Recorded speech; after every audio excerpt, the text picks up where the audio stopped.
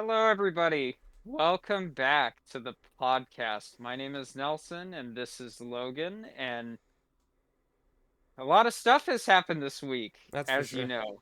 A lot of stuff, both depending on what you feel, it could be good, it could be bad. For us, I guess you could say it's been of a mixed bag. Yep. But, anyways, if Logan, if you have the energy, how are you feeling this week? Well, this whole week I had the privilege of being sick. I had a cold and started off with a sore throat and congestion and all the coughing and the whole slew of things.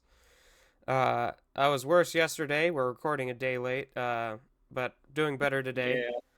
Yeah, So that's good. And I might sound a little sick still. That's because I still kind of am, but yeah, overall pretty good week so far. A little more chill on the school side of things, but yeah, definitely.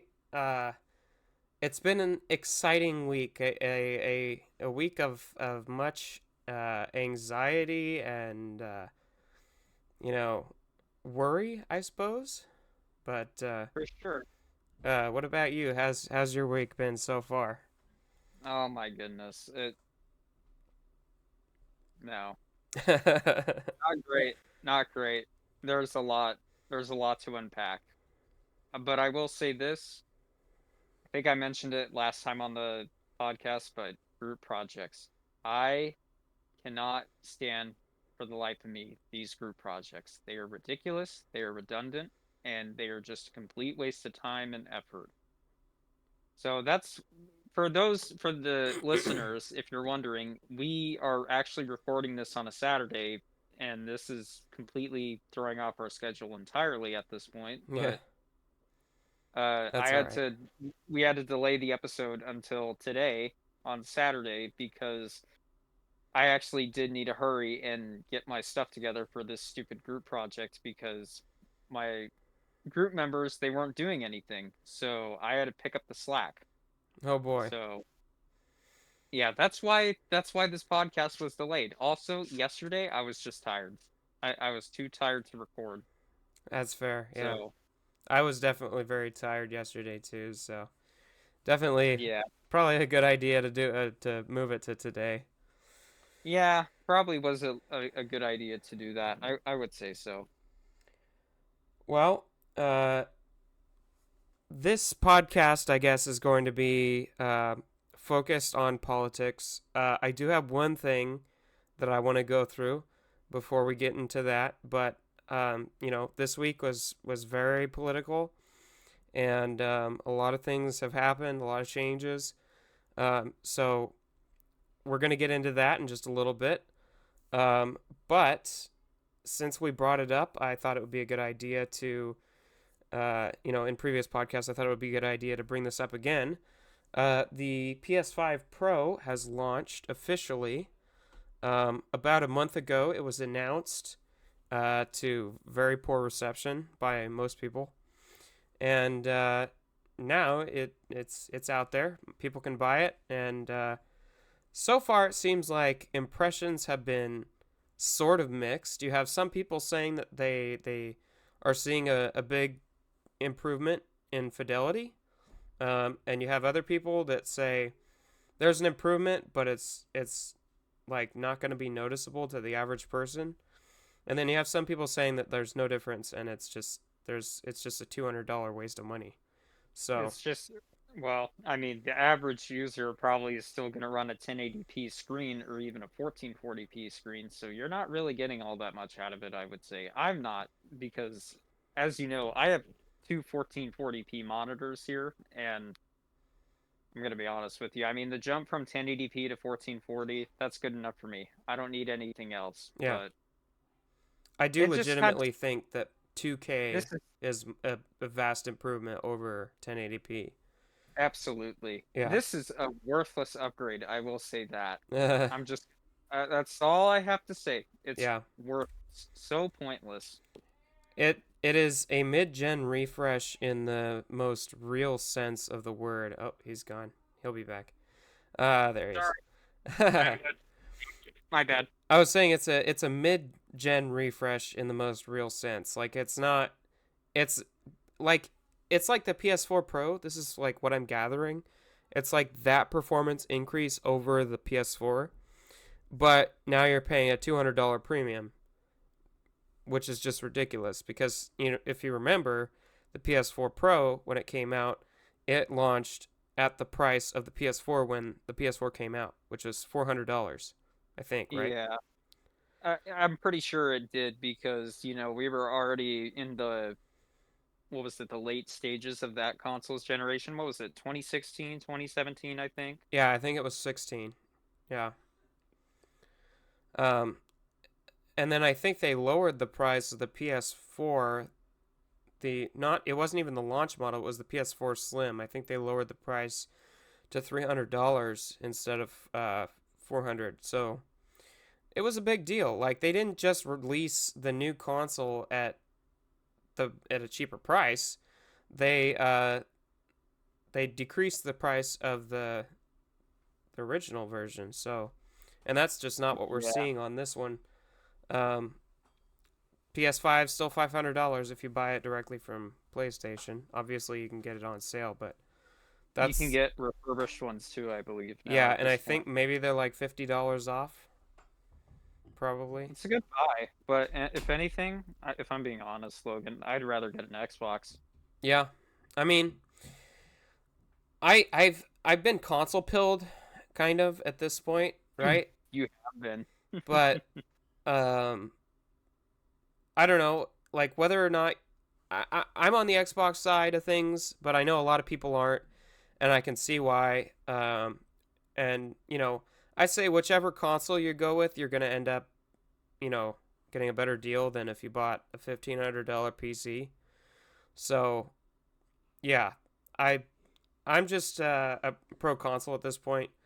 But $700 is kind of ridiculous for a console. Like I most of the people I see buying these things are YouTubers, people that can like write it off on their taxes because you're gonna be paying like what 60-80 dollars in taxes on top of the 700 that you spent on it, and then if you want a disk drive you're going to be paying even more, and if you want a stand you're going to be paying even more. So Isn't it like $90 for the disk drive? yeah, I think if you want like the full package, it's almost $900, something Oh like my god. that. It ain't worth it, Chief. I'm Yeah, sorry.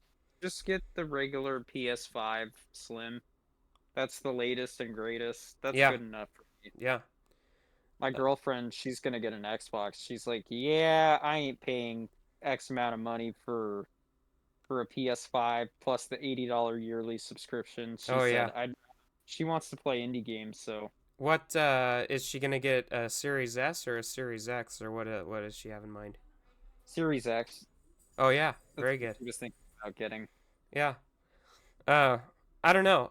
I just think Xbox is doing things right now. Like they're They are. they're I think they're they are. releasing tons of games.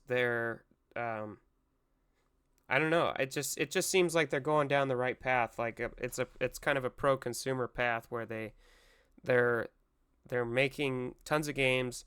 They are supporting old games, and really I think it's just pretty solid. Like that, I paid $600 for the special edition, which is a lot, but if you take into account the price of the 1 terabyte expansion, it's not that ridiculous. Like I imagined that the PS5 Pro would launch at that price and absolutely blow the special edition Xbox Series X out of the water, and I that know. just didn't happen. If it was actually at $600 and you get a disk drive with Yes, it 100%. and you get the stand, then I would have said, "Oh yeah, Yeah, here you go. Here you go, girlfriend. Have this. I'll take the Pro yeah, and I'll take it. That way she could have this." But 100%. I ain't paying 700 for that. That's nuts. Yeah, yeah. It's really like the special edition. You get the disc drive. That's like at this point it's a $90 value. So I mean, like it's not even comparable, I would say. So Let's see. I did want to show this. This is Linus, one of his channels, Short Circuit. They did a video on it, to, this was yesterday, comparing it a little bit, and I don't know, you can just look for yourself. Obviously, I have the smaller screen here, so it is going to be a little bit harder to see, but Your fidelity. I did performance. The fact that we're looking this closely tells you pretty much everything you need to know. Let's go back to gaming distance. I mean, Oh, like, we're if back I'm to the buying a same thing, PlayStation today anyway, and I just, I'm like, oh, I don't know, whatever. I have $200 extra burning a hole in my pocket. Sure, whatever, buy a Pro. You want to see your 30 FPS mode versus my FPS mode? You know what? Oh, performance. This is actually quite playable, especially compared to Final Fantasy Rebirth. Yeah. Like, this is fine. This is probably somewhere between 45-ish FPS. Wait. I think it's locked 30. Shit. It looks. yeah. Anyway, it like even a trained eye doesn't seem to be able to discern a difference between the PS5 and the PS5 Pro. That's kind of what I'm Yeah. getting out of this. So, Doesn't That's not worth the upgrade, I would say. yeah. Yeah, I'm still, I'm disappointed in PlayStation by this launch. It's just kind of sad. well, this console generation, and we talked about this before, but this console generation, I would say, has probably been one of the most disappointing generations of our lifetime. I think it has. To me, at least, it's not great in terms of the game library lineup. It hasn't been great, and I mean like exclusives, like console exclusives. I think the You may problem you may is, disagree, but yeah, I think it for the last 3 years it has been kind of disappointing. I think it's taken half the generation for them to finally decide to ramp things up a little bit because, like I said, Xbox is starting to release games on the Series X that are exclusive to this console generation. But they were doing cross gen titles when the new consoles first came out. So, and COD 6, Black Ops 6 is a cross gen title still. Um which is astounding, and I don't like, I can understand why they did that, but it's like it's crazy that they're still releasing games for the last generation. Um Honestly, to me, that just says we've hit a plateau of visual fidelity, and the old hardware from a decade ago can still handle some of the newer games, which is just amazing. So that's what that says to me. But yeah, overall, it has been kind of a underwhelming generation, and I say this, um, in spite of the fact that I think that the best gaming experience that you can get right now is on a Series X. Like, I legitimately think that because it has all the modern amenities. The UI is super quick. You have quick resume. You have all these nice features that are just nice to haves. And you have the quick load times and everything and the high visual fidelity. But yeah, despite all that, it has been kind of an underwhelming generation. Sorry. Yeah. Well, yeah. do you have anything else? You look kind of tired. I am tired. I will say that for the listeners, and for the viewers, if you even are there, which I hope you guys are at least, but we are we are completely out of it. Yeah, Logan's sick. I just found that out. So, I'm and doing all for right. some reason he's doing this at the moment. I don't know why he is, but here we are. We'll I make it. mean, We'll make it. I I got a lot of there's a lot of problems that that have happened for this past week. Some decent ones have turned out to be, I would say, good outcomes, of course, but for the most part, I would say it's kind of been kind of not great. I would say Yeah, mostly work related stuff, but of course, of course. I know I'm going off topic, No, but you're good. Well, shall we move on to the ultimate yeah, topic of today? I think we ought to, because this is just probably going to take the most time, Yeah, and and it's I'm the almost biggest thing certain that happened this week. I'm almost So, certain we're probably going to end this episode on a short note to some yeah. extent, but Yeah, we're we gonna. might cut this episode a little short cuz we're that not much has happened in terms of gaming this week as far as I'm concerned, and also like politics is the biggest thing that went on in the US this week. So, yeah, that was a massive thing. So, So we'll this episode probably yeah. may not be for the average viewer Yeah. or Yeah, anything. we'll do Just our to give some disclaimer right here and now. Like if you don't yeah, like just to give politics, you guys a that's what heads up. most of the rest of this episode's going to be. And yeah, we appreciate you being here for at least the first few minutes, and we hope that you have a good one, I guess. So, um, would you like to lead us into the discussion with some of the background of what happened this week? So, since the last podcast, we talked about Donald Trump appearing on the Joe Rogan podcast. Yeah, And I think that was like, I believe that was about 10 or so days before the election. I yeah, think something like nine that. days, something like that. And as you know, Joe Rogan wanted Kamala Harris to appear on the podcast just to talk, just Mm-hmm. to, just to hear what she had to say, just see what she's like in person, Yeah, talk about anything, whatever the heck that they wanted to talk about, just talk. So fast forward to today, which, what is it? we are Oh my gosh, four wow, it's days been or since the 5 days. election. Jeez, I thought that was like 2 days ago. Goodness. Yeah, Anyway, it feels really recent. it feels, man, that it's gone by quick. Anyways, uh, it did not happen. She didn't make an appearance on the podcast, and I mean, I would have liked to actually sit down and listen to her for 3 hours just to hear what she has to say in person, or Yeah, just to hear what type of person she is, regardless of politics or anything. I would have definitely. actually put up with it, given the fact that I may not be a fan of her cackle. Yeah, It's just, oh my goodness. yeah. I would have I would have actually put up with it for 3 hours just to listen to her. Based But on what I had seen from her, she wasn't that likable. What I wanted to see from her was some of her personhood, some of her some stuff showing that she's relatable and that she has a good idea of what she wants to do for the country and that sort of thing. Because she that's kind of like what we got out of Trump. we got to see, well, here's the thing too, I guess you could argue. Trump specifically, he he will always act the same within politics and outside of it. Yeah, It's one to one for him. But for yeah, a lot of these politicians, it's a lot different. The ratio is different, I would say.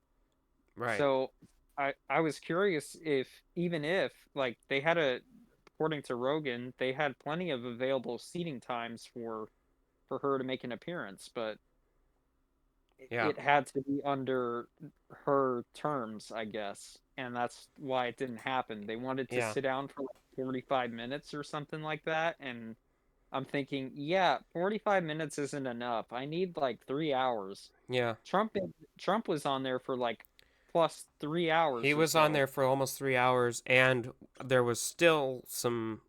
I wanted more still, I right? know, I did too. I So, was curious about what he had to talk about. Also, side note, um, I think part of the reason, this is kind of sidetracking, but realistically, it was his son Barron Trump that actually pushed his dad to go onto all these podcasts, because he watched them. He watched a lot of these different podcasts, like the Theo Bond Show, yeah, Joe Rogan, of course, Lex Fridman, yeah, a lot of well-known people who do podcasts and everything. He asked his dad, of course, to partake in that, and I guess based off of the election, there was a lot of young male voter turnout, Yeah. And I think part of that was because Barron encouraged his dad to go onto all these podcasts and everything. Yeah. And the And highest viewership on those podcasts is among young males. yeah. Um I what was it? Oh, I completely forgot. Anywho, but now I remember. I do think that podcasts are pretty much now the main form of information if you want to know about like a politician Yeah. specifically. Like really get to know who they are and what they do and how they act and They're what they becoming say. the standard. I think it is the new standard. I think it's going to be the new standard. I think by 2028 we're going to have a lot more, you know, a lot more politicians who are going to appear on podcasts because having, a 3 to 4 hour conversation instead of just like a 90-minute debate, Yeah. I think that format is a lot better. Right. Because it actually shows you what these people are like. It lets you it gives you insight into the way they're thinking, and it helps you understand their positions and their policy decisions that they hope to implement. Um, and as like I guess Kamala did go on a few podcasts. Like we should get that out of the way. But She did. but And I'll be fair, granted I've seen some of them, but I didn't stick around long enough. I will just say that. yeah. I'm gonna be honest, call me biased, but I just really did not have the time to watch it in that moment. So Well, the fact that she didn't go on the single biggest podcast, I think that I was a feel miss. like that's a big mistake that they made. I think it was too. And during Trump's podcast, I actually didn't catch this the first time that I watched it. During the podcast that he was on with Joe Rogan, he actually like basically straight up asked Joe for an endorsement, and then He was yeah, and then a day before the election, Joe endorsed Trump because Elon went on the podcast just after Elon Musk did, um, just after, and he was explaining to Joe why to vote for Trump. Because Elon, so yeah, go ahead. no, sorry. You were talking. My bad. Elon is kind of part of the coalition that Trump has assembled, which is like we're gonna talk about this. It's kind of a weird coalition. Very, very uh, diverse, I suppose, in terms of ideas. Um, but yeah, Elon was a big proponent. Probably one of the biggest reasons that the election went the way it did. Um, and yeah, Joe ended up endorsing Trump. So that was, I think, one of the big reasons that the election went the way it did was because of that podcast and because of Joe Rogan's endorsement, and also because Elon. Yeah, I mean, for that past week before the election, I have never watched more Joe Rogan in my life. yeah, It's a yeah, lot. It was a lot of Joe Rogan that I watched. yeah. And I did watch, okay, so who was it? I don't John remember who Fetterman. came. I did watch John Fetterman, and I'm thinking, okay, maybe not. I don't know, because every single doesn't that guy, if I'm not mistaken, he does actually have some type of brain damage or something like that. Wasn't he diagnosed He with had a that? Or stroke. that's what it was. My bad. Yeah, But I saw a bunch of funny comments on the podcast on that podcast. They're like every single time Fetterman is recovering from brain damage, he's slowly becoming a Republican.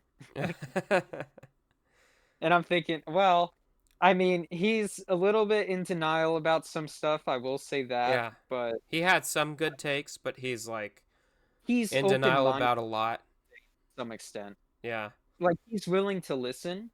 He's willing to actually yeah. It hear. sounds Yeah. like it. Yeah, So I'll give him that, but I think he's puffing smoke a little bit. yeah. I so Um, one thing I think we should get out of the way is the oh election results, because we're kind of like leading into that a lot, and it's been big. Like This is, I would say, one of the biggest political realignments since like the 1980s. Um, That and then also this is probably one of the biggest political comebacks in the history of the United States. yeah. I would say that as well. And So, yeah, go ahead. part of that, as you know, of course, we talked about this when we were texting about it. Um, this is the second United States president that will serve two non-consecutive terms Yes. since Grover Cleveland, So that is which spoiler alerts right there. Donald Trump won the 2024 U.S. election in an electoral landslide, actually. He took, 74.6 million votes. yeah, I think, is this right? He took every swing state. Is that right? He did, by the looks of it, Wisconsin, Michigan, Pennsylvania, Georgia, of course. I Yep. don't know if North Carolina and South Carolina were part of it, but No, I don't think so, but I think he I don't almost lost them in the last election, so that's why they were up. Nevada and Arizona as well. Those went re- blue reclaim in those. 2020. Hmm. And he got 312 electoral votes, but he didn't just win the electoral college because that's how he won in the 2016 election. He won the popular vote, and uh, by it looks like 4 million votes at this point, almost 4 million votes, which Yeah. is absolutely massive. Like nobody, like people thought maybe he would win the electoral college. Like they thought it was going to be close. They thought he might win the electoral college. They didn't think that it was possible for him to win the popular vote, and he did by a lot, like Yeah. 50% of votes to 48. So basically 2%. Um, Pretty big. Uh, a realignment there. Like we shifted really blue in 2020, really We blue. did. Joe Biden almost won by as many electoral votes as Trump won this election. I think it was like 306. Um, and then we shifted way to the right this election. Like if you look at a map of each county and the shift, they all shifted to the right. It was Cal- absolutely insane. California especially, a lot of people voted red in California. A lot Yeah, of the eastern counties, not along the west coast or anything like that, like Los Angeles, San Francisco, but to the west of that and also up north, like where Redding and Wairika is, yeah, it's pretty much all red. yeah. The coast is really blue still. But the And that last makes time sense I because checked, like I think in 2020 it was like a 70-30 blue to red. 70% voted blue, 30% voted red in California, which is that's a big margin. And this election, it's more like 60-40. So that's like a 10-point difference, which is absolutely massive, especially in basically the bluest state in the U.S. And also one of the largest. No, it is the largest state in the U.S. With several million voters. So pretty big stuff there. And Democrats are wondering how he won. How is it possible that he won? Um, do you have any well, insight on that? I would like to argue for the reason why he won was people in this election specifically were not voting just for Donald Trump. They Yeah. were voting for JD Vance. They were also voting for Vivek Ramaswamy, Tulsi Gabbard, Bobby Kennedy, Elon Musk, and what is there anybody else? Am I missing anything? Part of Jordan Peterson's X-Men crowd or something like that. uh, I don't remember. But Uh, it was mainly those people, if I'm not mistaken. yeah. So I think part of that is one of the reasons. From what I've heard, there was a couple of people that said, I'm not voting for just Trump. I'm voting for these people as well. Yeah.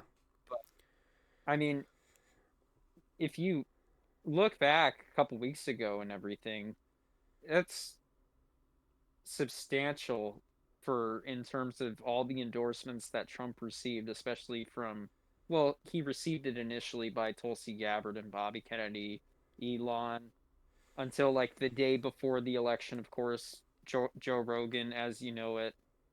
Um, I I mean, looking back at it, we were living in history right then and there, Yeah. Well, which I think a massive part of it is perception, right? that Because too. on the Kamala Harris end of things, you had movie stars from Hollywood, Ex and Diddy, what's that? apparently ex Diddy party household people or whatever. Yep. I forgot, but they were apparently members or known associates to Diddy, and they endorsed Kamala. And I'm thinking, not a good idea. Yeah. Be And then you probably had be. like famous singers like Taylor Swift and Cardi B, I think. How do you pronounce her name? Lizzo. I don't Oh, know how to pronounce. Lizzo. Yeah, that's probably true. Oh, Um, yeah, tons of like, and then they had like all of the Avengers go the on, late the and late they did an show. endorsement. Yeah, it was like that's the perception with that is these are like really rich movie stars that are detached from the Reality. working people and reality.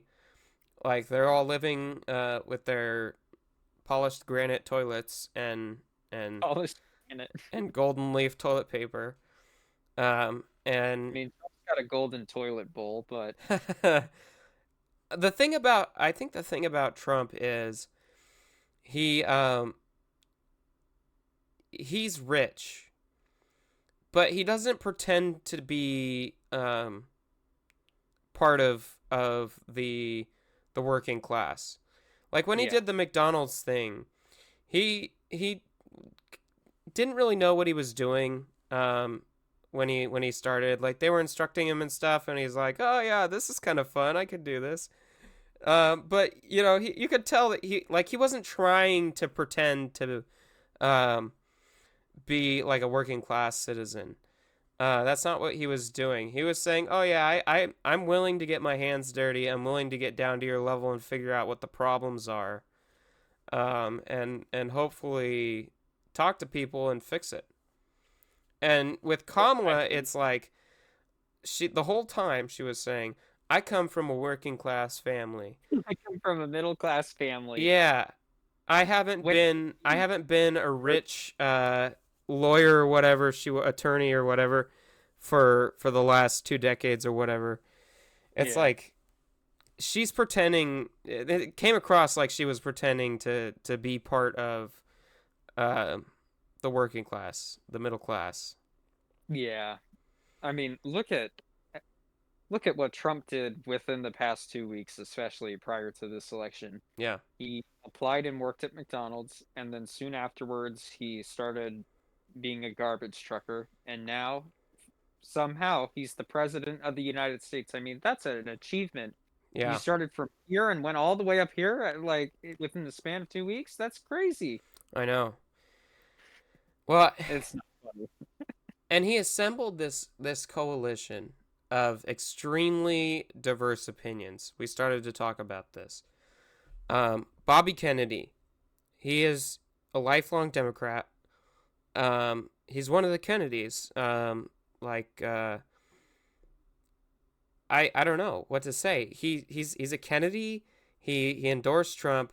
He hates a lot of what Trump wants to do. Like he doesn't want the And fracking to keep going, as far as I know. Um, what else? Uh, I don't know. uh, it's mostly just the environmental stuff, I would say. Yeah, That's what he dislikes. And he has admitted that. And Trump also said, yeah, I know that he doesn't like that. I'm all for fracking and everything like that. But in a nutshell, essentially. But he decided to devote Robert F. Kennedy's passions and desires, which is mostly in our food and health Yeah. industry, he decided to put him into that aspect, Yeah. which I think, if anything, I I do think that's a good thing because yeah, why is it that we have like 15 different ingredients that we don't know about for like I don't know, just a pack of cereal Yeah. for a box of cereal. Yeah. Doesn't make any sense to me. Well, and But other countries have banned so many of the ingredients that we still use in the US, and it just seems like that's not good enough reason to want to ban them here also, but it's worth investigating, and I think if anybody should investigate it, it's him because he's extremely passionate about it. But he actually seems like he cares about hard facts and the scientific method and that sort of stuff. and So, we might actually see tangible change when we yes. go to the store. We might actually see that, and honestly, I really hope that we do because at least that's an indication to me we're on the right track. Yeah. Well, and as far as I'm concerned, the federal bureaucracy is a hot mess right now. It's The deep state, or just well, no, just like the executive branch of the government.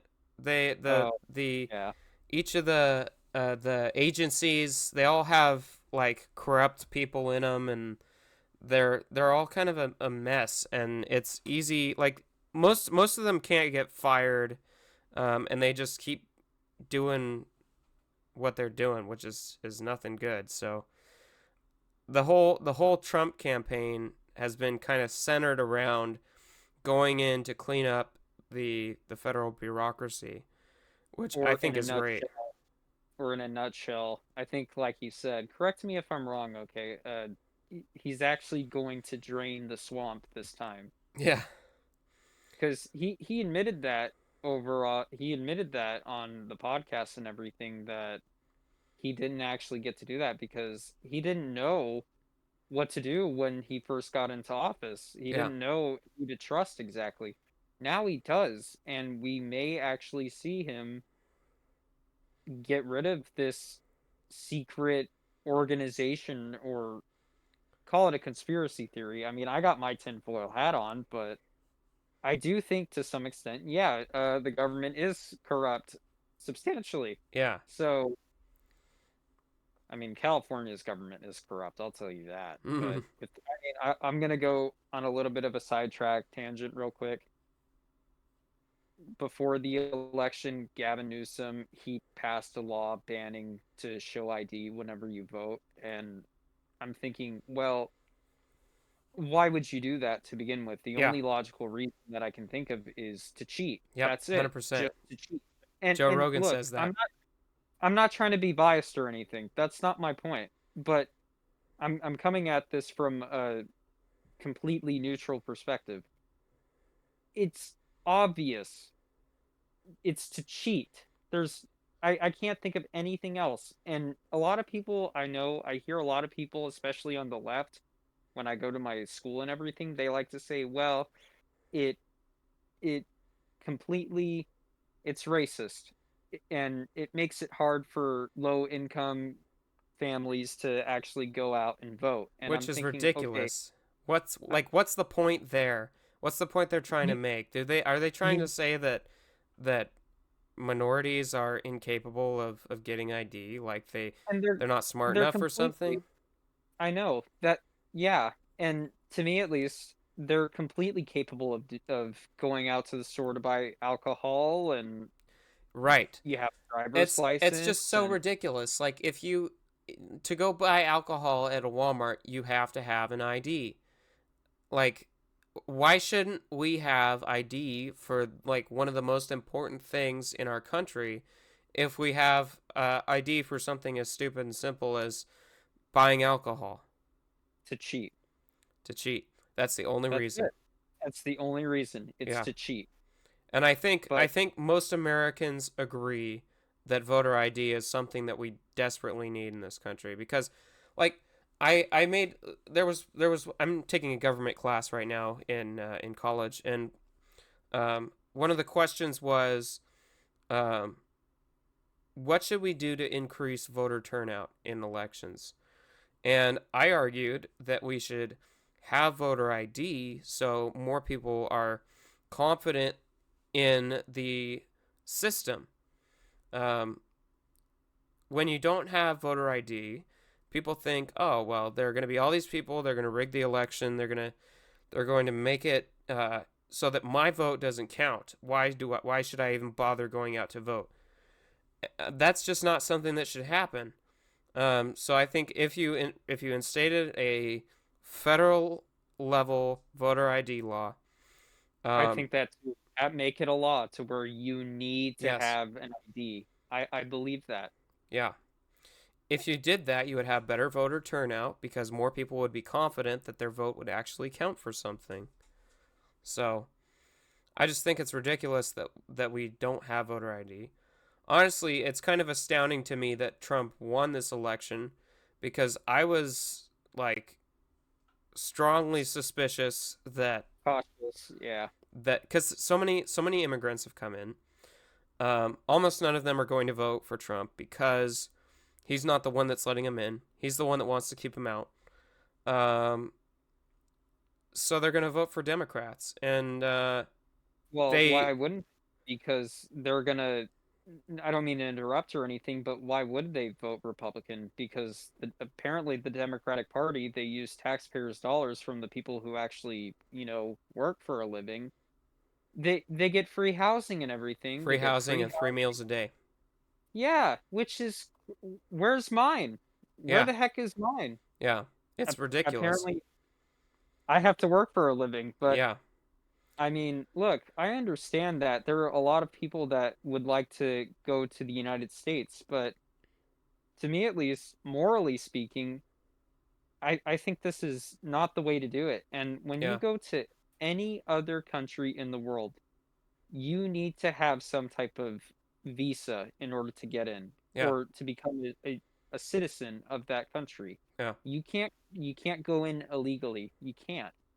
But and this is not a stupid Republican type argument or anything. It's dumb. This is a common sense type of Well, mindset. I think most people agree in America, and that was shown in this election. The majority of people in America believe that we should have tighter borders and voter ID.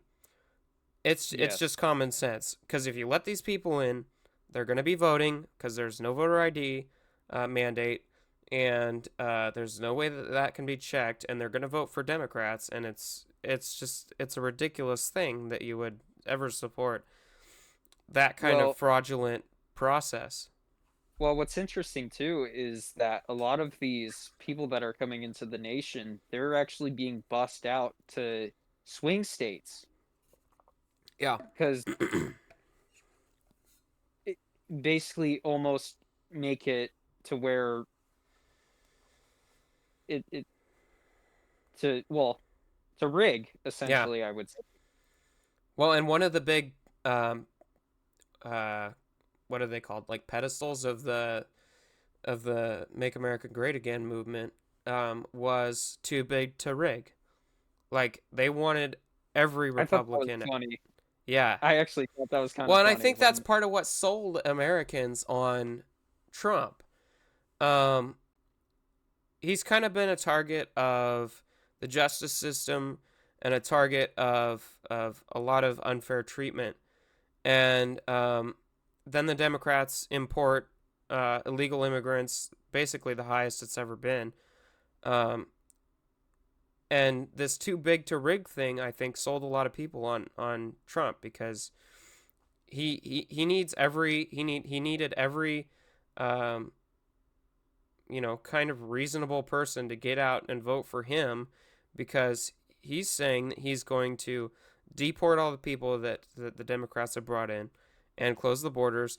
And actually, he's already kind of started on that. I don't know if you've seen some of the posts, but um, Mexico is stopping some of the movements, some of the crowds of people coming to our borders because Trump has already threatened to put extreme tariffs on the Mexican government. Well, and then another thing too is we're at war with the cartels. Yeah. So, and the cartels play a massive role in this whole mass migration movement for the United States, I would say. Yeah.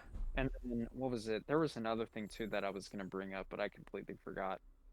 But yeah, it's oh my goodness. But I mean, I'm lost for words at the moment. Yeah, I I'm know. tired. It's just an astounding election. It really is. I would say it's an astounding election, like you mentioned. Like Democrats say that this is 100% because of misogyny and racism. That's the only reason that Trump would be in power again instead of a what would you say, mixed race woman. Well, I just remembered what I was gonna say. Yeah, go ahead. So I don't think it's specifically with the whole mass migration and everything also pertains to Democrats, but I do think to some extent it does also favor Republicans as well. Like they kind of also advocate for it. A lot of big business owners specifically, they thrive off of that type of cheap labor, Yep. which is why they vote for Democrat, but at the same time, they also, well, I kind of just proved my own point there. Sorry, my bad. Uh, but a lot of Republican business owners kind of Enjoy the prefer cheap labor, which is they like do, yeah. it's I mean, It's to a me, double-edged sword, I would say. yeah, It makes sense. but to me it's like okay, what does the need for like the desperate need for cheap labor say about minimum wage? Like They pay those workers like $2 to $3 an hour, and yeah, they that's pay it. them almost nothing, right? Yeah, So, well, by modern standards. Um I am a big opponent to minimum wage. And I say that as somebody who makes minimum wage here in California. I am too. And here's some good news. Speaking of that, we did actually vote no on raising the minimum wage to 17 an hour. Oh wow, So that's good. that that is, I'm actually surprised. Yeah, I'm actually surprised because that means that I'm gonna be able to keep my job. yeah. Well, I mean, So, so to me, the big business is wanting the cheap labor from immigrants, from illegal immigrants, says that minimum wage should go down the toilet because we need cheap labor. I imagine plenty of people in America are willing to work some of these jobs for less than minimum wage. Companies just aren't willing to hire them because they can't afford it. Or maybe they can afford it, but like the margins would be too thin. So, yeah. and of course, there's always stuff like corporate greed, but I don't think that's the biggest factor in this sort of stuff. No. Um, 74 million people, Well, 74.5 million people voted for Trump. well, what's interesting is that the voter turnout for the Democratic Party, I saw a bunch of like Twitter posts or whatever online on YouTube. Yeah, People were complaining like, "Where's the other 17 million that voted for Biden in 2020?" right. And I was curious about that too. I'm like, man, there wasn't that much of a voter turnout this time for Kamala Harris, and Yeah. it Well, makes me, to me, she was running entirely on her identity, and honestly, she didn't yeah, talk about it as much, which I thought was a good thing. But people around her and on her campaign talked about it, and her stance on abortion. But the thing is, and people are crying about this on TikTok like crazy. Like people are I know. really, It really unhappy that Trump got elected because of abortion. it is kind of funny though to laugh at it. I will say that. I mean, Seeing some of them are horrible, but they are, we'll talk yeah. about that later. Um, Trump's stance on abortion is leave it to the states. Leave it to the states. He is not going to sign into law an abortion ban. He said he would not do it. Um, and I believe that. I don't think that he's going to do that. That's like one of his campaign promises. That's one of the biggest things that he made a point of in his campaign. And Kamala's stance, as far as I know, was kind of the same thing. So basically, all Kamala had to run on was the fact that she was um, a woman and a racially diverse woman. A DEI hire. I think that's actually what it was. I'm pretty Maybe. sure that I think it was a DEI hire, if I'm not mistaken. Yeah. I don't know. Maybe like I may be wrong, but I from what I've guess heard, Biden probably picked her because she was a woman and because she was in Native American / black or whatever. do you So think Biden voted for Trump? I don't know. I really don't because you Get the saw that hat. image Get of the him MAGA and hat. his wife Get the in the MAGA hat red. for my- Yeah. So I don't know. Maybe. But I can't imagine that he did, right? Like that. I think his son did. You think so? Uh, Probably. I wouldn't be surprised. I mean, you saw Biden wearing the Trump hat. That was kind of funny. Yeah, but that's another thing too. We've never seen that aspect of him, but then again, like a couple weeks later, he's like, he is worse than Hitler. He's a threat to our very nation and our democracy. Yeah. But I don't know. Maybe not. Well, and I But think I think now we should talk about that. Like the I think rhetoric it will coming from the too. left has been so strong this year. It has.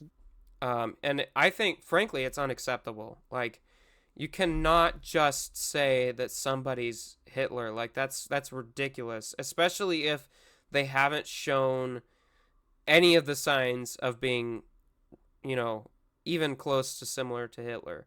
Like, Close to the Nazi party ideology. And they like to argue that, well, he went to Madison Square Garden, but okay, he, yeah, so were so many other Democratic Party candidates as well.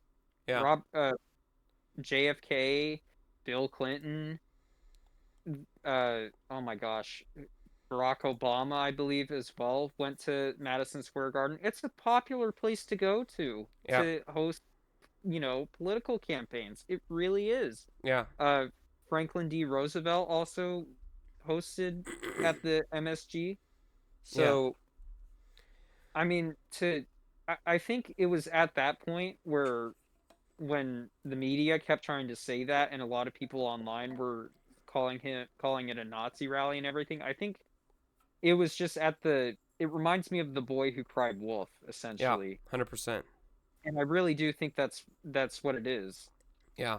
But people are just not, they don't care. They're done with this nonsense. They don't want to put up with it. People They've that are heard it. in the center to the left who don't buy into everything that left-wing media says are not believing that stuff anymore. Now, Yeah, people that are left or far left 100% believe it. And you can see this on stuff like I've seen some of the TikTok compilations, the liberal meltdowns or whatever.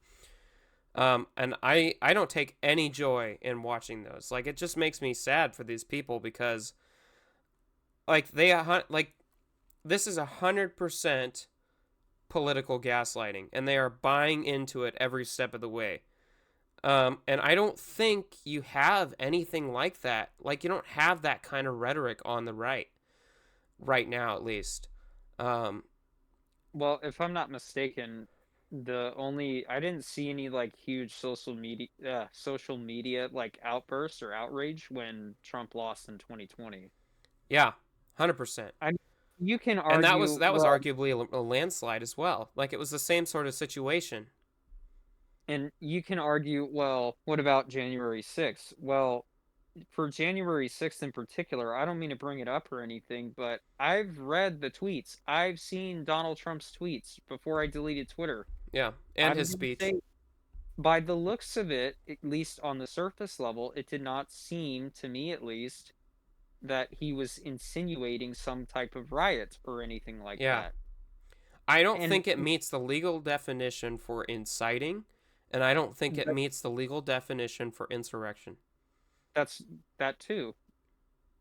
But yeah, I will say it probably, for I don't know what they were, those supporters, whether or not they were Trump supporters, but I will say they should not have done that to Yeah. begin with. 100%. They shouldn't have breached the Capitol building. They No. shouldn't have. I I condone that. That's ridiculous. Or not condone. Don't I condone. don't condone that at all. Yeah. Yeah, that day I was watching it. I was watching what was going on, and I was like, this is not good. This is not what should be happening. That's not a good This idea. is a bad look. This is these people are doing the wrong thing. Um and it was just like this obviously shouldn't be happening. But as far as Trump goes, I don't think that he incited anything. I don't think so either. But of course, like the rhetoric is on the left that he did. So these people think that, like the people on the left think that he tried to overthrow a legit election. And I think there is something to the claims of fraud, because Joe Biden had the most votes. He had more votes than any president in history, as far as I know. He had more votes than Obama. He had like 80 million votes, which is like ridiculous. I think Kamala has 69 million or something. He had so many votes, and there were a lot of suspicious things going on that election. So, and then this election, we're kind of like back to normal. So I think there are some, there's some It, evidence to me of well, fraudulent. I can't question the integrity of like the election results or anything like that. I'm not allowed to. Like if I question, man, 2020 was rather interesting. Then I get called I get called a conspiracy theorist and everything. It's like I can't Yeah. question something that I have a concern about Well, I or feel like anything. we have a duty to question election results. Like when Trump won this election, I was thinking, okay, did he actually win this election? And I think that should be investigated, of course. Um, are there fraudulent votes? Did he actually win? Because we want legit elections. And of course, this goes back to voter ID. We want voter ID for legit elections. We don't want there to Mexico be any has voter question. ID, I believe. Say again? Mexico has voter ID, I believe. Yeah, I don't know about that. I'm not I sure, think but I'm pretty I'm sure you're right. maybe I might be wrong. I might be wrong, but Um, I don't know. Let's double check. Either way, it's like it's crazy stuff, and I think a lot that's one of the reasons people did not vote for Trump. They voted for Kamala. They thought he incited an insurrection. Let's see. It's true. They do have voter ID. So according to Snopes, and I trust Snopes more than anything else out there, but how to vote in Mexico. Mexican citizens are indeed required to have a government-issued photo ID cards in order to vote in federal elections. Yep, True. 100%. So So they're allowed to. Mexico it's has common voter sense. Yeah, it's just common sense, and most Americans, I think, agree. Um, I do think so. It, it ought to be like you mentioned a federal law, of course. yeah, but so kind of going back to like these videos that I've seen, these people think that Trump incited an insurrection, that he tried to overthrow a legitimate election, that he is legitimately the next Hitler. Like, and they think this because MSNBC have told them that that's the case, which is it's it's really bad. Like that should never happen. Joe Biden should never be called Hitler, of course, because he's not, and that's pretty obvious. Um, it doesn't matter if I disagree with the policies. He is not Hitler. He's not going to commit mass genocide. And I think one thing that these people have a hard time seeing is during Trump's first presidency, there was a peaceful transfer of power, and that did happen. There was a transfer of power. Joe Biden is the current president of the United States, and that's partly a testament to him not being a dictator. And then the other thing is, like, our country didn't really sway very far to the right between 2016 and 2020. It just didn't happen. Um, in fact, Joe Biden did. If I remember correctly, he had one of the greatest number of executive orders um, ever. What would you say? Implemented or released or whatever. And Trump was a lot lower in terms of executive orders. Now that might change this time around because Trump has people surrounding him that he's confident in, and that the left wing viewpoint is that Trump is no longer going to be bound by the checks and balances that were there the last time, because he has people around him that will follow him no matter what. I don't think that's true. Like Vivek, RFK, Tulsi, and what's the JD Vance. I don't think these are people that are going to stick with him no matter what. Like JD Vance, He's a Marine. He was a former Marine yes, too. and he also, like, in the past he had made some statements that were anti-Trump. Yeah. So it's like, these don't strike me as people that are going to stick by him no matter what. And I don't think that that the majority of the 74 million people that voted for Trump would support him no matter what. That doesn't seem likely. Like, if he did something that was, too far to the right, or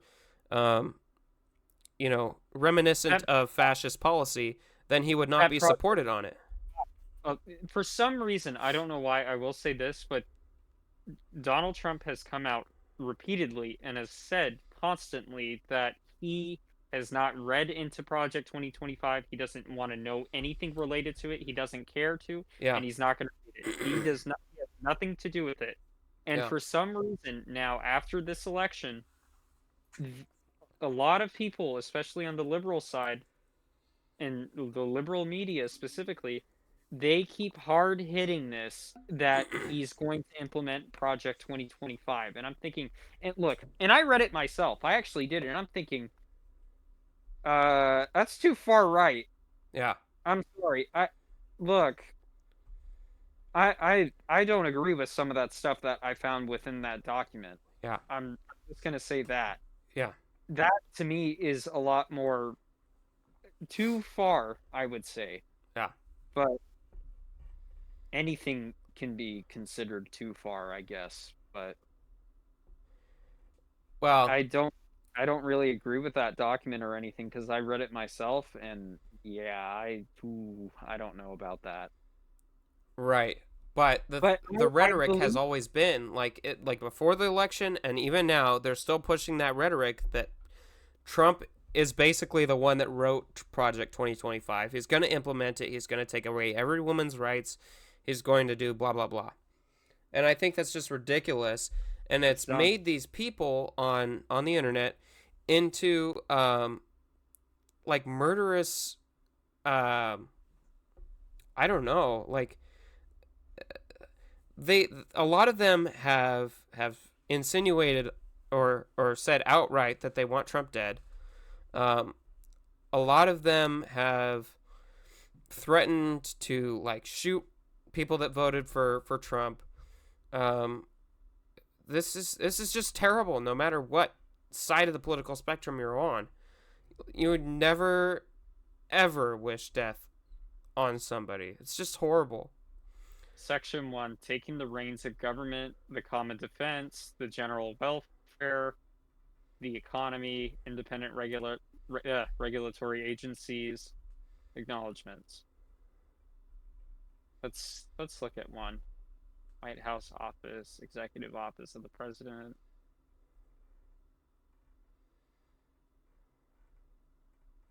Has long been a prominent fixture of the national imagination.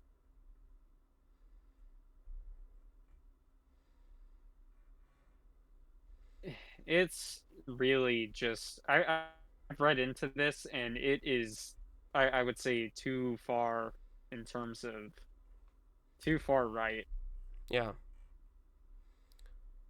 Well, I mean, even if it wasn't too far right, it still would be like disingenuous to push the idea that Trump had anything to do with it. It's from the Heritage Foundation, apparently. Yeah, which is a right wing, Yeah. foundation or whatever, organization. But frankly, I find the left wing media's push against Trump, kind of disgusting.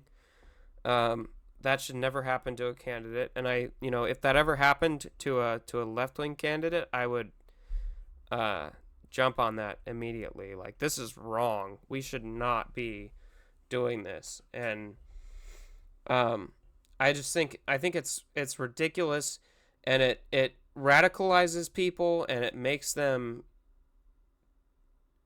like morally reputable. Like, these people are they've been transformed by a machine into people filled with murderous rage. It's just horrible, and it should never happen. Um, Speaking of machine, yeah, everybody loved Donald Trump before he ran for president, except for Rosie O'Donnell. But yeah, I mean, you had Whoopi Goldberg and yeah, what was her name? Joy. I forgot her last name, but they hugs, kisses on the View and everything. They all loved him, yeah, and Oprah loved him, and Oprah wanted to be, vice Donald Trump's vice president if he were to run. yeah, Now I mean, I guess you only know who your real friends are when you, I guess, run for office or something like that. But yeah, everybody liked him before he ran, and now the whole machine is against him at this point. yeah. And the fact that all of these celebrities, all of these new news organizations, the mainstream media, are on the left, I think that says something about the left being more of a machine than anything else, and they don't have the people's best interests in mind. Um, so I don't know. I All I have to say is the 312 electoral votes for Donald Trump and the 74.5 million votes for Donald Trump. Landslide victory. Massive political realignment. Like, this, for a lot of people, is a rejection of kind of the woke ideology. And kind of what I want to ask you is, do you think this is going to have any bigger effects? Because as far as I'm concerned, big media like Disney has gone to the left significantly in the last 2 years. Do you think we're going to see a shift to the right at all? If anything, I think it's going to be a lot more polarized than what it already is. You think so? To some extent, I do.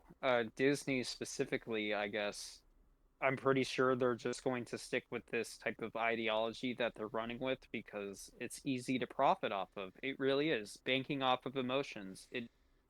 Disney, I would say their whole company is, founded off of creating unique emotions and unique experiences for the viewer ever Yeah. since, since the dawn of Disney. And now what they've done is they've taken that and they have pretty much just squeezed the living life out of it, I guess. Like milked it dry, if that makes any sense. And to me at least, I think I don't even remember the last time I used Disney Plus, to be honest. The only time that I watch it is if I use it is if I want to watch Star Wars The Clone Wars, and that's about it. Yeah. But I mean, it it doesn't help either when the company just puts out just quantity over quality at Yeah. this point. Yeah. And from what I've heard, at least, a lot of the Star Wars content that's come out as of late, I get that Dave Filoni is basically the head of Star Wars, but still, it's not great. A lot of people aren't all that engaged or interested in Star Wars at this point. I mean, you have that new trilogy that's being announced with, I think it was with whoever the actress is that plays Rey Skywalker and everything, and to me at least it's just okay, I get it, but does it have to be another sequel? You know? I mean, Yeah. going back to the point, I do, Instead of original stuff, right? Yeah. yeah, going back to the point, I do think that Disney specifically, they're a big driving factor in like creating this huge polarization between, I guess, political shifts, if you will. Yeah. I really do think that, and a lot of big companies too, and these late night media uh media hosts specifically, they also do this as well. Um, they gaslight the audience, the viewers, and everything. Granted, I get it that probably the majority of the viewers have a liberal mindset and everything, but it's just blunt gaslighting because the fact that who was it? Jimmy Kimmel. He comes to my mind. He was like almost crying Yeah. that Donald Trump won the presidency, and he was apologizing to the entire world like, I'm sorry to Ukraine, I'm sorry to women, I'm sorry to our healthcare system and or our healthcare providers, something along those lines.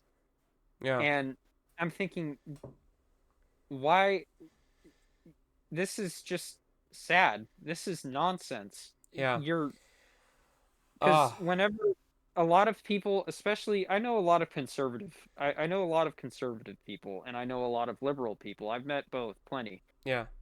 And to me at least, whenever a Democratic candidate gets elected, conservatives, they think to themselves, they have the mindset of, okay, I may need to hunker down a little bit and see what I can do for the future moving forward. They don't have like these huge media outrages in comparison to the liberals. I think for the liberals, it's a lot more extreme. Yeah. But Well, you just reminded me of something. Like yeah, I was kind of hopeful that like Disney would do some self-reflection and realize that people don't want the kind of they don't want the ideology in their entertainment. Um, but what we've seen in some of the liberal media like MSNBC and CNN is a doubling down, or the View. They they chalk it up to racism and misogyny instead of doing self-reflection and saying, hey, maybe we've gone a little bit too far to the left, and maybe we've made too many ridiculous claims about Trump, and maybe we've done something wrong. Um, speaking of misogyny, oh yeah, sorry, go ahead. real quick, I asked my girlfriend and her mother. I said, "Do you guys feel like you've lost any rights?" Yeah, And they both said, "No. If anything, I feel perfectly fine. I feel like I haven't lost anything at all. yeah, I'm I feel like I'm still going to be able to vote. I don't feel like anything has been infringed upon me." And their mindsets, I would say specifically, I mean, as you and I both know, Logan, women are complex human beings. They Yeah. are. But that's what makes us guys love them more Yeah. than anything else in this world, and why we would do anything for them. But um I would say for women specifically, it matters to them a lot more than men, I would say. And I like I said, I asked them and they said, "No, I don't feel like I've lost anything. I really don't. I feel just fine." And Well, they've like a lot of the women that have gone on some of the social media websites have blamed men entirely. And men like, for the election results, but men have they we've been did vote discouraged more mostly actually. for Trump. We've Um been discouraged actually as of late, I would say, to vote. A lot of Men men, have. young men, I would Yeah. say. Well, yeah, because young men consume a lot of podcasts. They watch Joe Rogan, etc. They just lean toward that kind of content because it promotes masculinity, I would say. It says, a lot of the conservative media says there's nothing wrong with being a guy. We have these um, I don't know, traits that are necessary for the functioning of society. And Um, you don't need to apologize for being a white guy. exactly, and the liberal media, they're saying, oh, why did we lose all the men? Why did we lose all the white men? It's because they absolutely alienate that demographic. Like, they say white men are the root of all the problems in society. White men are racist. They're sexist. They're everything that's wrong with modern society. I So of know. course you're going to alienate that portion of the population, and they're not going to vote for your candidate. And now a lot of these poor young men, I would say, they aren't willing to, venture out and seek a relationship anymore at this point. They Yeah, started focusing more primarily on themselves, and they found a lot more success doing so. yeah, And it's unfortunate because uh, I know I'm getting off topic, but being in a relationship is probably one of the hardest things to do. And it's also meaningful, and it's fulfilling. yeah, It brings life. It breeds joy, yeah, and it's a beautiful thing to experience. yeah. It's I hard know to do, this. but it's worth pursuing. It's absolutely hard. It's one of the most difficult things to do. My girlfriend and I, we don't agree on everything, and that includes politics. It, but I'm going to be with her regardless, and she learned to accept what my views are, and I've learned to accept what her views are, and we've met in the middle a lot of times, and compromises are possible. Yeah. And Well, this, I guess, unnecessary. necessary, yes, because it does get stuff done. And that's where a lot of this problem spawns. When you alienate one specific group and they don't talk or anything, then yeah, of course it's going to be a lot more polarized and everything, Yeah. I would say. And whenever is to speak out about it, everybody just takes it as blasphemy. Yeah. Eh, When you It, prevent people from speaking their mind, and you tell them that their opinion doesn't count on the matter you're talking about, or the matter you're discussing, mhm. it radicalizes them. And I think, like, I've been watching some Asmon Gold on YouTube, and he likes to talk about that all the time. And I don't think, like, I think he makes some good points, but I don't agree with him on everything. I don't Um, either. but one I think thing that he said that but I kind of agreed with was, the left has been shutting down men, especially white men, for a long time. That these young men just don't want to have anything to do with it anymore, and they're going as far to the right as can be. And that's obviously not going to be the case for every young man, but like, some guys are just going to be pushed toward the center instead of all the way to the right. But um, this is how you radicalize people. You shut them down. You tell them their opinion doesn't matter, and you I don't know, like on abortion. Women, especially liberal women, in the last few years have said men don't get a say in this because it doesn't have to do with them, and that's They get a say in yeah, for a lot of gun control and gun rights and all that. Well, not gun rights, sorry, but they get to have a say in a lot of firearm matter when they don't even own a firearm themselves. right. You see the parallels and the hypocrisy in that. Well, and then this is a moral dilemma. Yes. This is a big issue. Are we killing babies? Are we not killing babies? Are we letting women have rights? Are we not letting women have rights? This is a big thing. Men have a say in it because it is a massive moral dilemma. You don't just shut Speaking guys of down for it. speaking of that, with that whole abortion thing now, I've seen a lot more TikTok clips as of late where a lot of these liberal women, they're like, I'm going to be abstinent. I'm not having sex. And I'm thinking, Wow. well, good. I honestly think you shouldn't to some extent. I Yeah. really don't think you should, because ever since the divorce laws of the 1960s, I believe the main cause of that was from the 60s, of course, from the 1960s. Sorry, I'm reiterating, my bad. But You're good. since that point in time, I would say a lot more women are able to branch out more, and what's the best way of putting it without sounding redundant? They're having sex with a Freely. lot more people, is what you're saying. Thank you.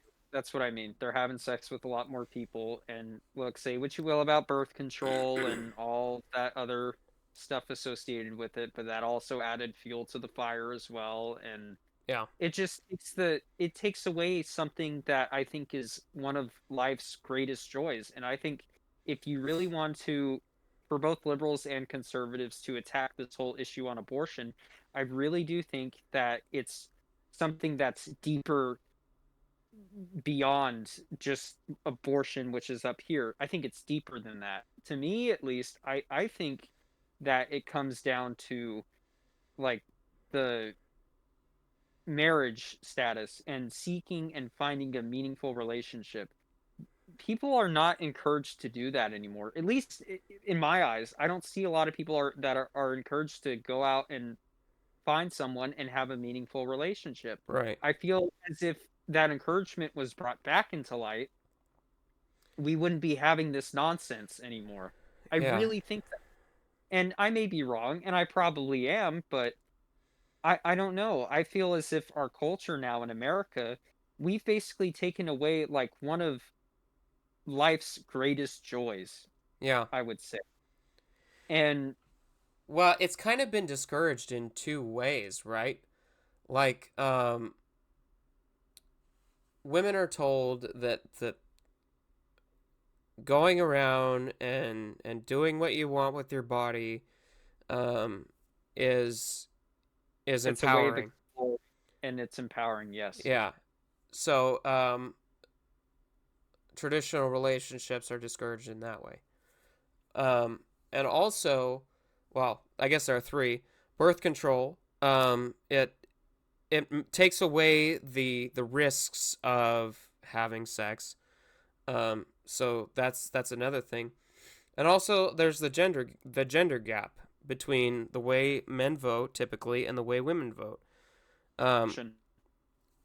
it's like women are much more likely to vote for Democrats, and men are much more likely to vote for Republicans. And it's like a 10 or 20% difference. So people just aren't going to have marital relationships as much because Well, yeah, go ahead.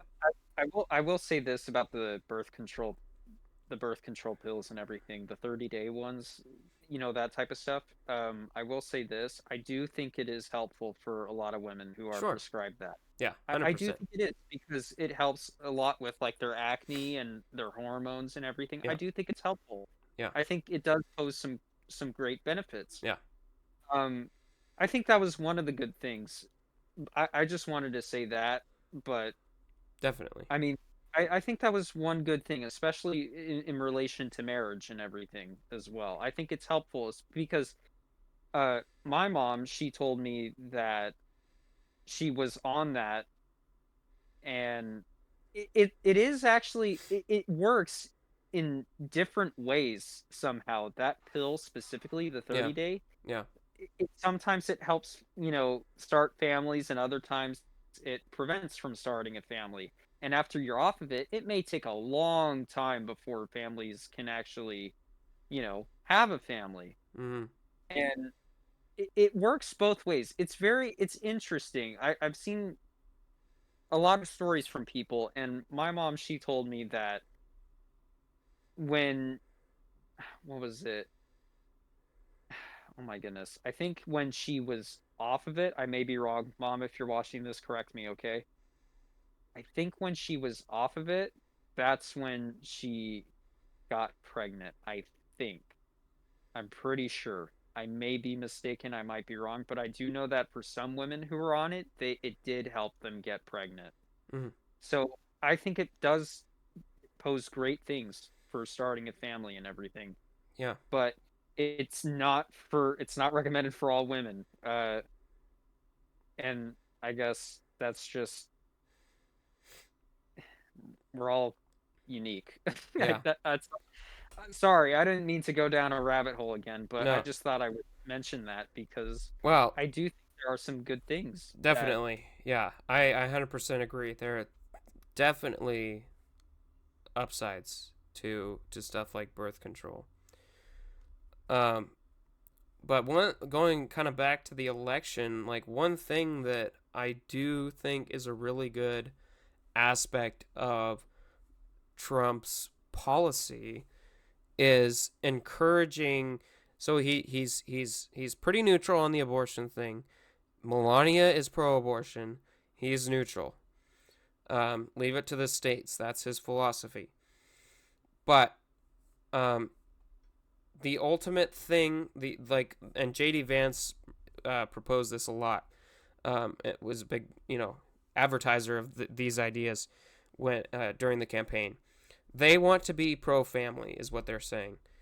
Um, Provide like childcare, that sort of stuff. Provide all sorts of benefits and incentivize families because honestly, our population is an aging one, and it's one that's not going to be sustainable in the future if it continues down the current course. And that's a problem, especially since we have stuff like Social Security that needs funding. Um, so I think it's important that we have a sustainable future in terms of the number of children that we're producing as a country. And I think being like incentivizing families is a really good way to do that. Whether that's through help with children or disincentivizing single parent households because that is something that is a predictor of unsuccess. Um, single parent households are much less successful than dual parent households. So I think like currently we have so many incentives for single parent households. That's why so many people end up that way. And I think it's a good idea to promote the statistically best, the statistical best practices for family structure. having a nuclear family. 100%. Um, and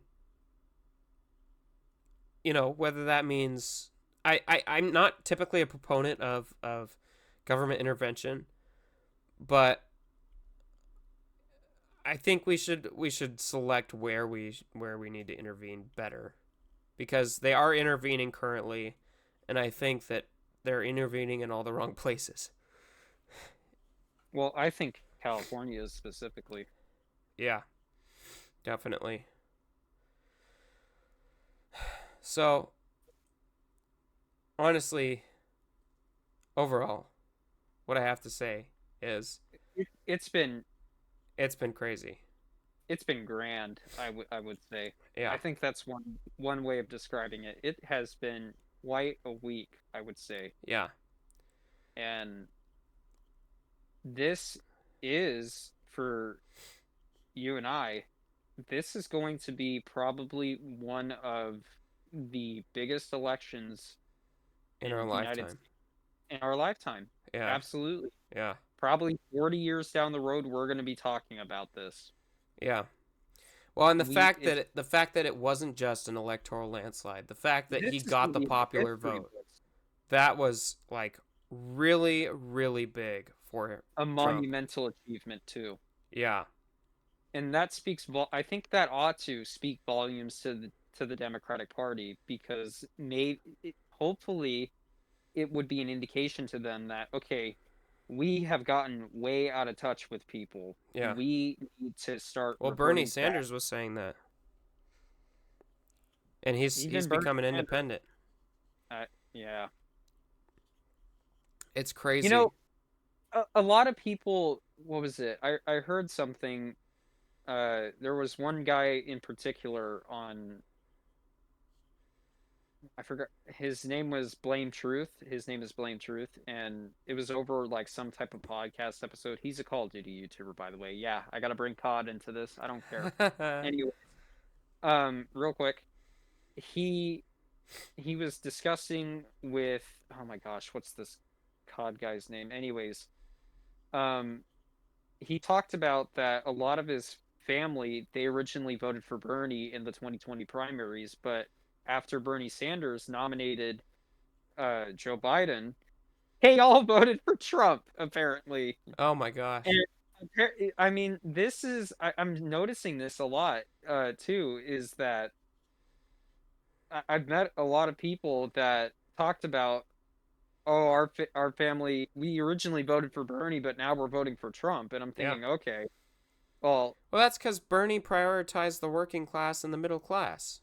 he did, yeah. He had a much. I will give him this. He is pretty good at connecting with a lot of middle and lower class families. I would say that. Yeah. And another thing Good at too, appealing to him. very appealing. Yeah. This is one of my tinfoil hat theories. I do think that if Bernie won the 2020 or not the 2020, the 2016 primaries, I do think he would have actually won the presidency Yeah, maybe. if the Democratic Party didn't swap him out for Clinton. Yeah. And I do think that was the exact same thing for 2020 as well. I do think that as well to some extent. Yeah. Well, now the And Democrats are calling him racist and misogynist, and he appeals to the white male population too much, and he's okay, this and that. Sanders is still the same. He's He's the still the same. same. Yeah. He is. He absolutely is. And um he even admits I forgot he was on the Theo Vaughn podcast and I watched it. It was about an hour long. Really good watch. I'd recommend seeing it if you're curious. But he talked to Theo Vaughn about why he understands the reason why a lot of people like Trump. Yeah. And he talked about it's because Trump does actually get down to earth and talk to people. He puts himself into that position to showcase that he isn't someone who's out of touch with reality. I mean, I think that was probably one of Kamala Harris's biggest flaws was that even though she had pretty much only 100 days to work with, around 100 days before election time, Yeah. she she just did not have the opportunity, I would say, to get down onto middle and lower class workers. Instead, she just comes on TV, what can be unburdened by what has been, and then Yeah. also, I was born and raised in a middle class family. I Yeah. don't think that that doesn't sell it to It me. wasn't appealing. Yeah. And then also, I'm going on a rant, but let me ask you this: do you think that uh, the Democratic Party insinuated a coup on Joe Biden? Definitely. Do you Yeah. think so? I think so. Joe I really Biden do. Joe Biden I would is like to know super what salty happened. about it, obviously. He's done all sorts of things to kind of throw shade at Kamala's campaign, and Kamala's campaign has been jumping on him for stepping out so late. Stepping out so late. Also, he announced on Twitter or X or whatever you want to call it that he was stepping down and wasn't going to be campaigning anymore for the presidency. And it's pretty clear that he is not the one that's in charge of his Twitter account. So I think they probably tweeted that and then after the fact told him that, hey, we kicked you out. This is over for you. We're moving on to Kamala. I do think that they did insinuate a coup on him. I really would like to know exactly what the story behind that was. Yeah. And say what you will, maybe it was poor performance. I don't know. But I can't help but feel bad for the guy, even though he, you know, compared Trump to Hitler like every other normal liberal person would, Yeah. I guess say. Yeah. Or the people that identify specifically with the far left. Right. And I can't help but feel bad for the guy. And maybe that's why he put on the Trump hat. Maybe just to, smite them or whatever, get back at his own party for doing that Yeah. to him. And what's interesting, I think I sent it to you guys over text messages. I saw his little briefing slash speech, I guess, if you will, about, the announcement that Donald Trump is now going to be making his return to the White House. Yeah. The dude sounded completely coherent. He He was has able good to days and bad days as far as I'm concerned. And that was a good apparently day. that was a good day for him. So I don't know if they pumped him up with B12 or something for that, but Yeah. it actually seemed as if he was able to. And he seemed so happy. This I know was he did. He this was actually did. after Trump had won and he seemed so happy. He was This is what elated. this is what makes me think that he actually voted for Trump. I don't know why, but Yeah. Um yeah, I mean, do you think I he would just to get back at his own party? Do you think he would after what they did on him? people have said that Biden is extremely vengeful. He's salty and vengeful. So honestly, it wouldn't surprise me if he did, but I don't think he did. I can't imagine. Like I mean, it I don't know. It'd be really funny though. Yeah, yeah, it would be pretty funny. Um, I have to say to the people that were Kamala supporters, um, things are gonna be just fine. Like I've seen all the videos of people freaking out. I am 90% confident that Donald Trump is not a fascist. Especially going based off his record in the last election. In his last presidency. Um, Yeah. Also, I'm hopeful about the future. I am, stuff like Elon's government efficiency commission excites me. Because I really do think that the government is unnecessarily large. I do think we're actually going to witness some tangible change. I I do think it's think that. possible. I Yeah, think it is possible. yeah. They're going to clean up the executive branch of government, and I think that could save a ton of money for this country, which would have big implications for the national deficit and potentially even the debt.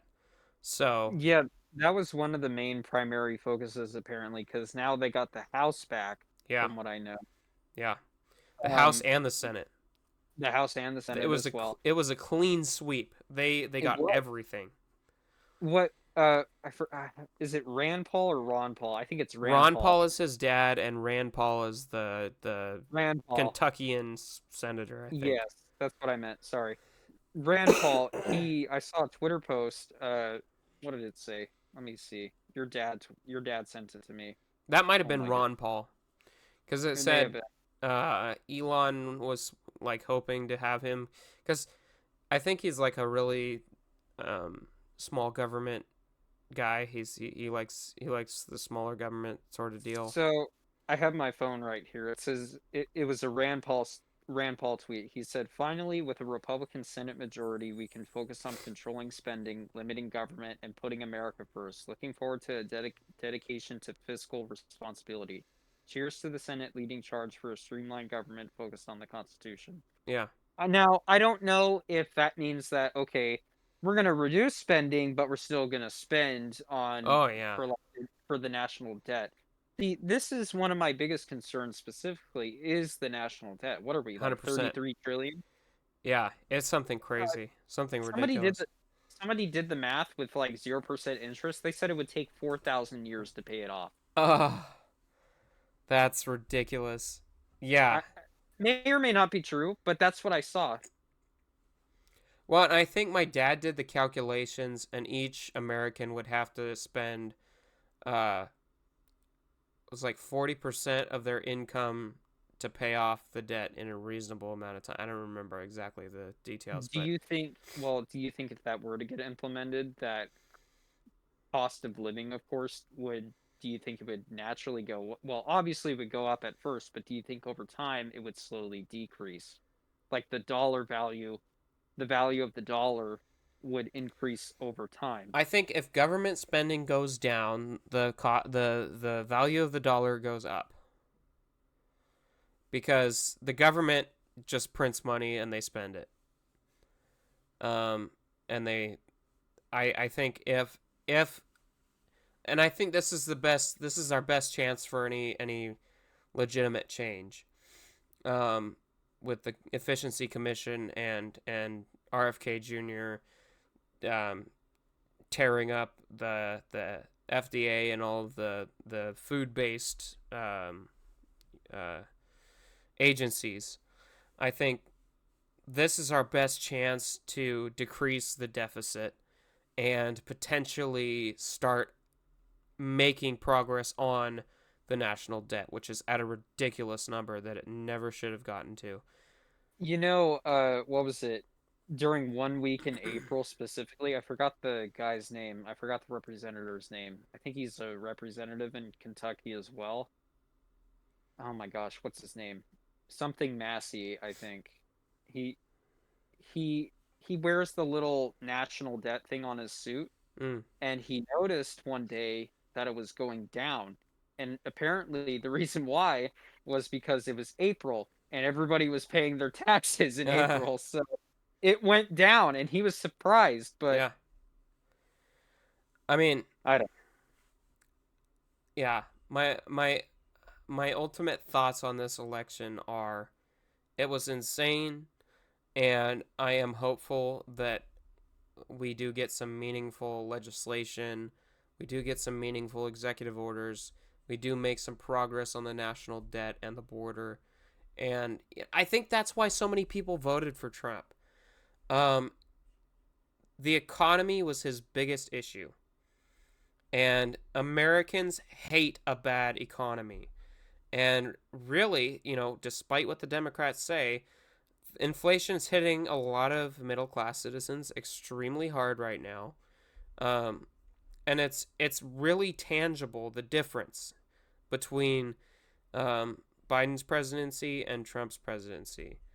Didn't And a like lot of people looked at that and they said our lives were better under Trump, so that's why they voted for him. And the claims of racism and misogyny from the left are just that maybe some of that's true. Maybe some of that's true in specific cases. Um, it's not going to surprise me at all if at least a couple of 350 million people in the United States are racist and misogynist. It's not going to surprise me at all. But the vast, vast, vast majority of people that voted Trump into office voted for him because of his economic policy and his border policy. And I think that's the end of it. It has nothing to do with Kamala's race or sex. Nothing whatsoever. And I think to make claims that that is the widespread cause of the problem is it's like ridiculous, and that's why media is so mistrusted nowadays. Mainstream media is going down the toilet because they spread stuff like that is pretty obviously untrue, and you know 50% of people that voted in this election voted for Trump. These people know that they're not racist or misogynist. So when they hear the media say, "Oh, all those people were racist and misogynists," they're like, And a "That's lot not of the true at late night all." hosts, this is where gaslighting comes into play as Yeah, well. A lot of the late night show hosts that I mentioned earlier, they just kept gaslighting the 74 million people that voted for him. yeah, It's ridiculous. and all the threats and everything. It's just completely unwarranted. I think the vast majority of people are just normal people that want a better economic situation, and that's basically it. And I think one thing that's interesting about Trump already is he has made so much progress as a president, excuse me, elect. Um, as far as I know, like there were a few things that, excuse me, I'm still sick. Uh, there were a few things that were going on with foreign policy that he had made progress on. This is where the breakdown starts happening. Maybe you should take over. While Logan's having his unfortunate sickness, uh, I mean, what a time to be alive, I guess you could say. I will say that. Yeah. We're, I mean, look, here's the thing. I will say, I would like to eventually have a first female president, but I think a lot of American people, they want to vote for someone who they at least have a good idea about and what their policies are and whether or not it benefits them. Yeah. They want to do it the right way. And I think having a candidate be shoved in last minute with only 100 days to work with wasn't the best method. And what was that? Man, I The forgot what I first was going to female say. president has to make it there based on merit, not based on Based her on her merit. sex or gender or race. Yeah. I think that's probably one of the biggest aspects that Kamala Harris missed out on. Yeah. Yeah. But it seemed to me like her campaign was not much. There was a lot of nothing. And Well, I will say this, why to me at least, this kind of speaks volumes to me, especially about the Democratic Party. Why was it that there was no primaries for yeah. her for that? There was no primaries or anything, and she just assumed the role, Yeah. you know? That speaks volumes to me. I think that hit a lot of people the wrong way. And I think for the Democratic Party, like democracy, that's just a bad look. It Um, is. Well, first off, I will say this, call me a little far right winger, but we are not a democracy. We are a constitutional republic with checks and balances. I understand democracy is a lot easier to say, but when you constantly use that buzzword, it eventually starts to lose its meaning. And to me, at least, when I think of a democracy, it does eventually lead to a dictatorship. And it makes me wonder, okay, so if this party doesn't want this guy to get into office, then since he won the election, wouldn't this party do everything in their power in that moment to prevent him from getting into the office? yeah. After calling him Hitler, comparing him to Hitler and everything, Yeah, it they're claiming to be protectors of democracy, and simultaneously they are doing everything they can to keep the to have opposition out of power. Like they don't they when they talk about the racism and the misogyny, that is them saying we don't trust democracy, we don't trust what the people have decided because the popular vote went to Trump, and they're saying we don't trust that, we don't believe in that, we think that the people are wrong, and no matter what, we believe that our person should be in office, and that just seems that's like completely counteractive to what America's about. I And will say sure, this. yeah, Oh, sorry. I was gonna say, and sure, we're not really a democracy. We are a constitutional republic, um, but we do have we do elect representatives to uh, pick the president for us. That's the electoral college, and that really what that is just to make sure that the mob vote doesn't win. That's to Yeah, I protect know. our system and make sure that we don't end up with someone that's uh, going to destroy the country. I know a lot of people are advocates for abolishing the electoral college system, but Yeah, it's there for a reason, and it's yeah, part of those checks and balances. It's supposed to give a lot of the states who don't have, that much of a population a better fighting chance. It's there for a reason because if you want to know, if you go off of the or not the electoral, the popular vote, all you would have to do in order to find out who the next president is, you would look at New York and you would look at California, and then you already know who the next president is. yeah. It's completely unfair. It is one-sided. There is no. It's a direct democracy, and Well, and when you have people that live in big cities are completely disconnected from like rural areas. They have no idea what it's like to live in those areas. And there are more people in big cities than there are in rural areas. So it makes sense to have an electoral college because we need to give a voice to the people that are living in more unique situations. Um, well, here's another thing too, and I could give you an example as well yeah, for what the problem is, especially with the popular vote and everything. Look at California, for example. There's a lot of people that live up north, and they do not have the representation that they desire. That's why they're advocates, especially parts of Southern Oregon, yeah. they're advocates for the state of Jefferson.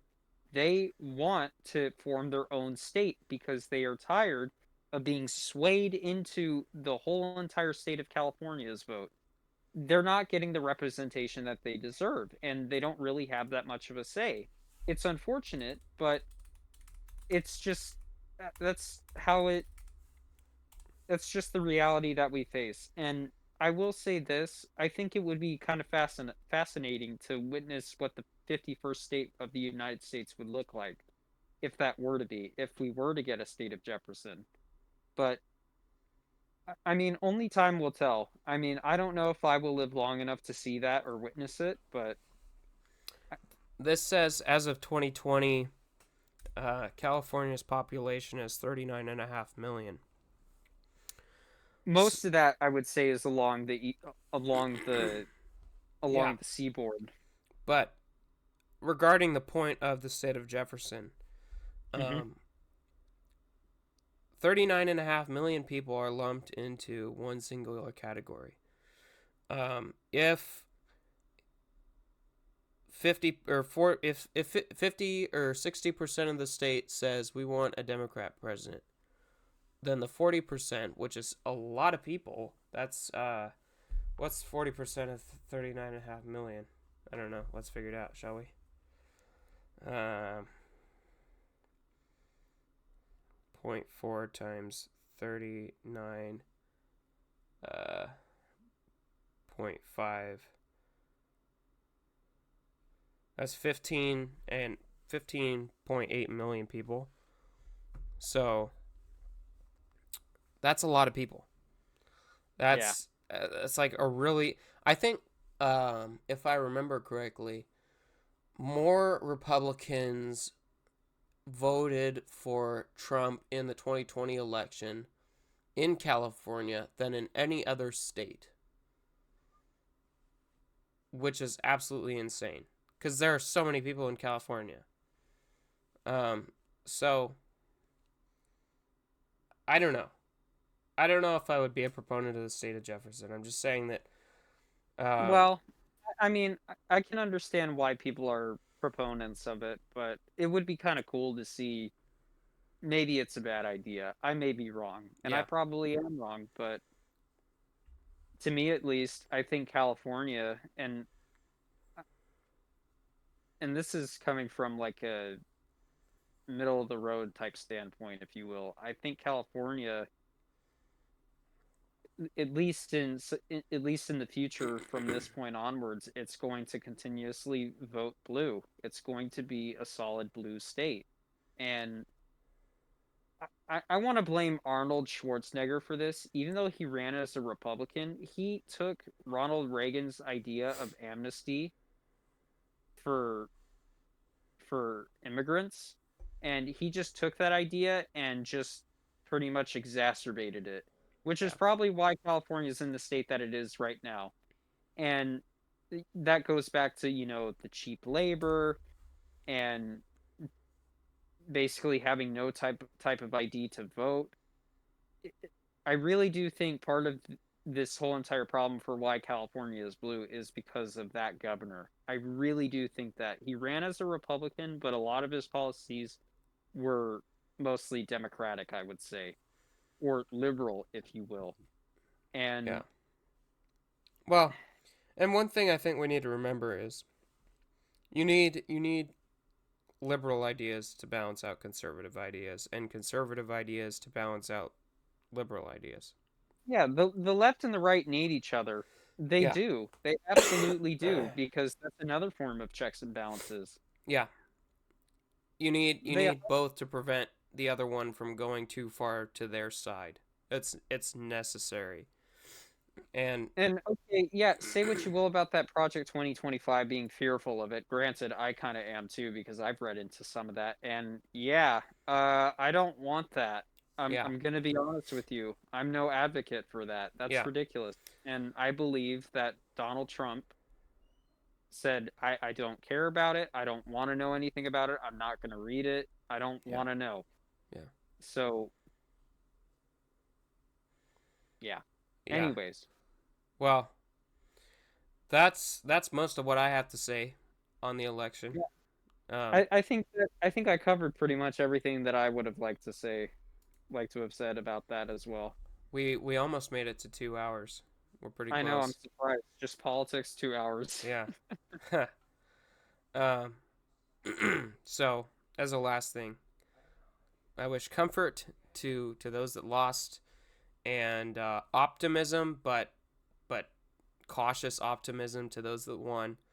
Um, we need to, of course, be uh, cautious about political leaders all the time, and it's important that we all maintain a level of skepticism toward the media we're listening to, and so forth. So, um, those are the And biggest things. be a decent human being for once. Just because somebody has a different political opinion Yeah, than you doesn't mean that you get to label them as something that they're simply not. yeah, Don't radicalize them. Don't do that. That's ridiculous. right, That gets us nowhere. hundred Because the percent. second you radicalize them, they have two options. They'll either radicalize you, or they're going to pretty much, what's the best way of saying it? Oh my goodness. I can't really think of it, but you're alienating them. Yeah, They're going to be alienated from the grand population, and they're not going to have any type of real connection with anyone. right. So be a decent human being. Yeah, Don't, be inclusive and engage in discussions. yeah, it's important because the problems arise when people stop talking. Yeah, 100%. It's just like a marriage. When the talking stops, it's over. That's it. That's the end of the story. So Yeah. we need to make sure that we are willing to work out the problems that we have. Um, so those are the last things that we want. At least I wanted to say. Um, so I appreciate, and I'm sure Nelson does. We both appreciate you sticking with us through the political discussion. Um, Leave comments and correct us if we're wrong, please. yeah, We're always willing to read the comments. Please comment. I'm sure I got a whole bunch of stuff wrong, but uh, and you know it's important to learn from it. we're both kind of center. I would say center right probably, but I'm an independent, and He's an I independent. I don't I would say I definitely don't fully understand the Democrat perspective. I've tried. I live in California. But if you are a Democrat and you have something to say, definitely leave it in the comments. Especially uh, since, well, it's not good to be in a bubble, and we do what we can to not be in a bubble, but there's only so much you can do. So We definitely do we want call to out encourage discussion in the comments. we well, I like to call out both sides because I think it's important Yeah, because both are equally as bad. Both are terrible. I'm yeah, sorry. Both are terrible. 100%, 100%. So much corruption on the Republican side and the Democrat side. It's just unacceptable. Um, so yeah, uh, that's it for this podcast. Uh, again, this is Logan, and This is Nelson. Thank you for listening. We do appreciate you sitting through this nonsense. yeah. Thank you so much. Bye bye. I'm gonna go play Black Ops 6. Oh my gosh. Yep. Okay. Bye bye.